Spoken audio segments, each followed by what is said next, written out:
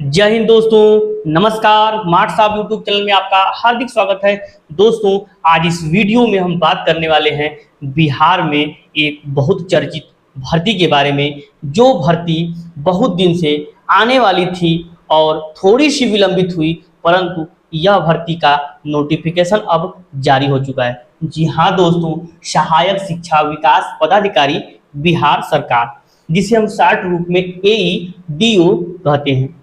दोस्तों, आज इस वीडियो में हम AEDO के सैलरी के बारे में विस्तृत चर्चा करेंगे। आप इस वीडियो को बिना इसकी फुल वॉच कीजिएगा, क्योंकि दोस्तों एक एक बिंदु को मैं इसमें क्लियर कर दूंगा, क्योंकि इस वीडियो के बाद आपको AEDO की जो सैलरी का है वह यूट्यूब पर कोई वीडियो अन्य आपको न देखना पड़े, यह मेरा भरपूर प्रयास रहेगा और इसे मैं बखूबी रूप से बताऊंगा भी। दोस्तों, उससे पहले यदि आप हमारे चैनल पर नए हैं तो हमारे चैनल को सब्सक्राइब कर दीजिए, ताकि इस वीडियो को ज़्यादा से ज़्यादा लोगों तक शेयर कर दीजिए। दोस्तों, हम बात करने वाले हैं AEDO के सैलरी के बारे में। दोस्तों, जैसा कि आप जानते हैं, AEDO का नोटिफिकेशन BPSC के द्वारा जारी कर दिया गया है। यह भर्ती BPSC के द्वारा होना है। दोस्तों, जैसा कि आप यह भी जानते हैं, जो AEDO के 936 पोस्टों पर लगभग यह भर्ती जारी है और विभिन्न इसमें आरक्षण का पालन किया गया है।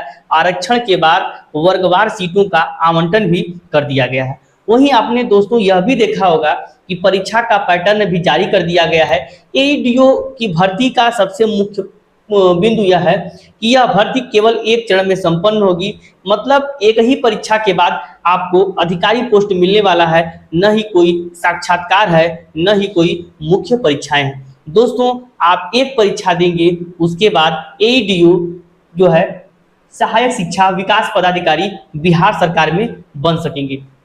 दोस्तों, जैसा कि आप जानते हैं, सिलेबस के रूप में इसमें जो है कि दिया गया है कि पेपर 1 भाग 1 में 30 प्रश्न इंग्लिश और 70 प्रश्न जो है हिंदी भाग 2 में रहेंगे।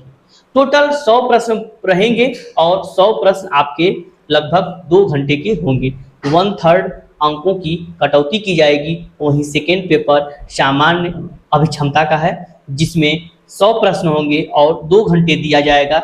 नेगेटिव मार्किंग 1/3 की है। जो बच्चा पेपर 1 को क्वालिफाइंग करेगा उसकी ही इसमें नियुक्ति होनी है। दोस्तों, अब हम आते हैं मुख्य अपने टॉपिक पर, AEDO के सैलरी के बारे में। दोस्तों, AEDO की सैलरी जो है हम पूरा विस्तार से चर्चा करेंगे। उससे पहले आपको हम बता दें कि जो AEDO का वेतनमान है वह 29,200 से लेकर के 92,300 तक रहने वाला है। लेवल जो है इसका 5 है।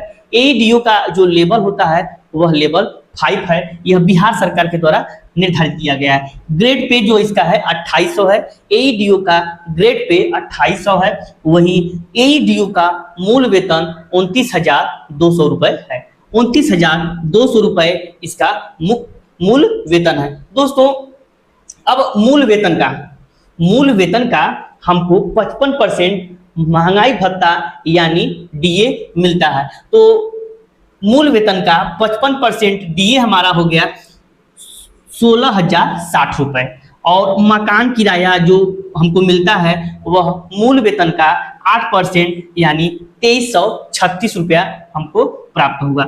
जो हमारा जो है कि मकान किराया को हम HRA बोलते हैं, और सकल वेतन जो हमारा है वह ग्रास सैलरी वह 39,200 रुपए और प्लस इसमें कर देंगे 16,060 रुपए।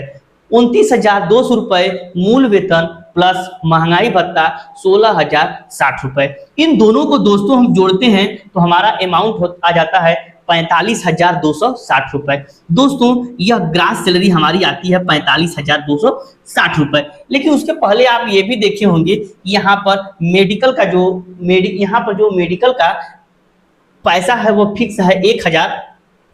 तो उसके बाद इसको हम अभी जोड़े नहीं, ग्रास सैलरी में केवल मूल वेतन और जो है कि DA को हमने जोड़ा है। NPS की कटौती 10% होती है। ग्रास सैलरी की 10% आ जाएगा, यह 4,526 रुपए। 4,526 रुपए यह NPS की डिडक्शन होना है, तो 45,260 माइनस के 4,526, तो यह आ जाएगा हमारा टोटल 40,734 रुपया। 40,734 रुपया यह हमारा एनपीएस कट करके आता है। दोस्तों अभी हमने इसमें जो है कि मेडिकल अलाउंस और एचआरए को नहीं जोड़ा है।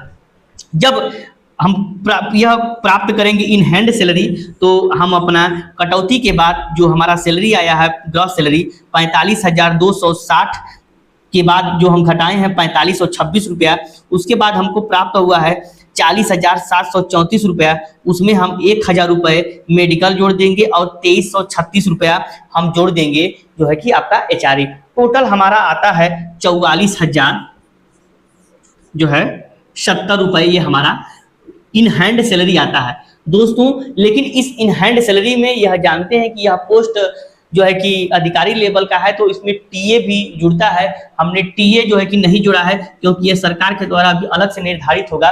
तो लगभग यह मान लीजिए कि टीए जुड़ने के बाद जब टीए इसमें जुड़ जाएगा तो लगभग इसकी सैलरी 50,000 प्लस रहने वाली है। दोस्तों अभी यूट्यूब के इतिहास में एईडीओ की सैलरी का इतना विस्तार से किसी ने चर्चा नहीं किया है। हमने सोचा कि क्यों ना आपको सैलरी बता दें जिससे कि आपको एक मोटिवेशन मिले और अपनी तैयारी को आप सुदृढ़ करते हुए सैलरी के अनुसार चलें। क्योंकि इस फॉर्म को दो तरह के लोग भरेंगे, एक वे अभ्यर्थी भरेंगे जो किसी न किसी प्रकार से रोजगार से जुड़े हैं, यूं कह लीजिए कि वो किसी न किसी प्रकार की नौकरी करते हैं छोटी या बड़ी।